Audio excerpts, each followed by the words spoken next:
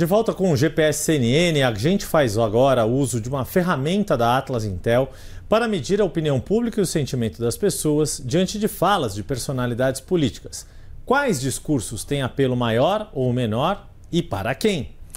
É isso que vamos conseguir analisar ao lado do Andrei Roman. E vamos tratar do tema que mais tem preocupado os brasileiros, que é segurança pública. Mas antes, Andrei, queria que você explicasse um pouco como funciona o Atlas VRC.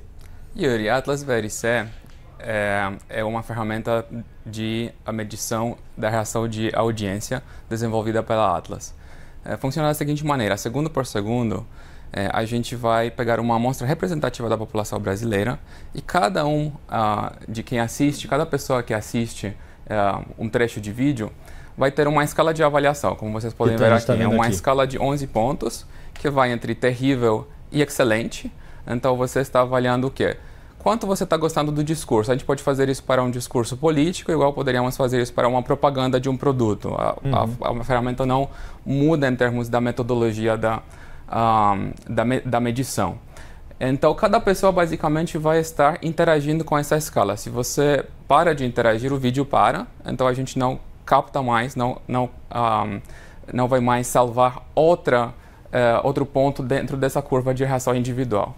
A gente vai então ter curvas de reações de muitas pessoas e a gente vai conseguir agregar isso em segmentos. Então a gente vai poder ver qual que é a reação média de homens versus mulheres, de pessoas mais pobres versus pessoas mais ricas, em termos de regiões do país, em termos de religião, evangélicos versus católicos e por aí vai.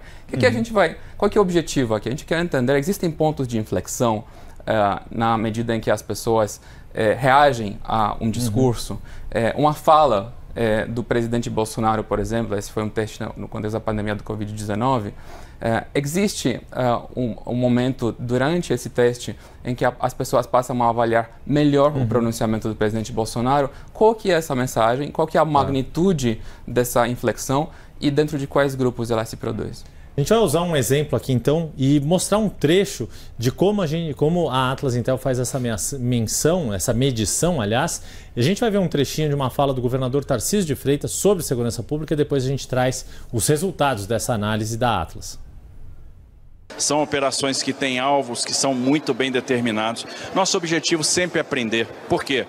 Um alvo preso, para nós, é uma fonte de informação, ajuda nas investigações. A gente quer desmantelar o crime organizado. Andrei, essa foi uma fala do governador sobre uma das situações mais polêmicas aqui da gestão dele na segurança, que foram aquelas operações da Baixada Santista no começo deste ano. Mas vamos mostrar aqui como é que foi feita a análise da Atlas e como ela funciona, esse mecanismo, e que você explica para a gente as reações que vão sendo medidas. A gente pode observar, na medida em que as pessoas assistem o governador Tarcísio de Freitas falando, elas estão reagindo. E a gente vê que rapidamente as pessoas já identificam que se trata do Tarcísio e estão escutando o que ele tem para falar. Os eleitores do Jair Bolsonaro já aparecem lá em cima, eles estão gostando, avaliando o discurso positivamente, enquanto os eleitores do Lula estão lá embaixo, avaliando de maneira mais positiva. O que a gente observa aqui é muito interessante é que tem alguns grupos que a gente esperaria que tivessem uma reação positiva à mensagem, né? Uma mensagem mais de moldura contra o crime. Então, por exemplo, homens tendem a ter uma relação melhor do que mulheres, os evangélicos, que são aí um grupo muito forte para o bolsonarismo, aparecem em cima. Mas muito interessante a gente observar que o discurso pegou muito bem na região Nordeste. A região Nordeste tem uma avaliação extremamente positiva da interpretação que o Tarcísio está dando sobre só abaixo de quem diz ser eleitor de Bolsonaro. O Nordeste está passando por uma epidemia de crimes muito violentos. É um desafio grande para os governadores da região.